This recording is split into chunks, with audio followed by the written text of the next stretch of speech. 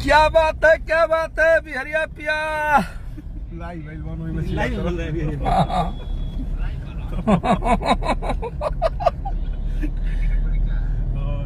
आइल बा पंकज बिहरिया पिया, चुनरिया पिया हो चुनरिया पिया, ले ले कल शादी अरिया पिया। हाँ, हम हारने वालों में से नहीं है। हमारी हार का इंतजार करने वाले थोड़ा और कर लो, क्योंकि हम हारने वाले नहीं हैं।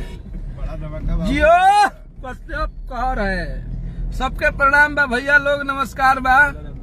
गाना ब्लॉक हो गई बताबो हर जगह बात, ऐसे बड़ा खुशी का होला। आप लोग ऐसे ही मोहब्बत प्यार बरसा रहे कि अपने कश्यप पे देखिए उतरल बा, उतारले बा लोग। अरे कोई बात नहीं, साजिश करके हमारे गाने को बंद कर सकते हैं, हमें बंद थोड़ी कोई करेगा। हमारा तो यही है। ये सतीश है मेरा भाई, ये अनुज आर्यन मेरा जान है, और ये देखिए हम लोग का पायलट है। ये लैंड कराता है गाड़ी को ऐसे। खेसारी भैया का प्यारा भाई है ये, भैया इसको बहुत प्यार करते हैं। आइए आते हैं अपने संगीत की दुनिया में। हमारे पवन जी का मैक्सो हॉस्पिटल, पवन भैया का ये मैक्सो हॉस्पिटल है। देखिए आप लोग अभी देखेंगे तो फोन करने लगेंगे। देखिए पवन भैया का मैक्सो हॉस्पिटल है।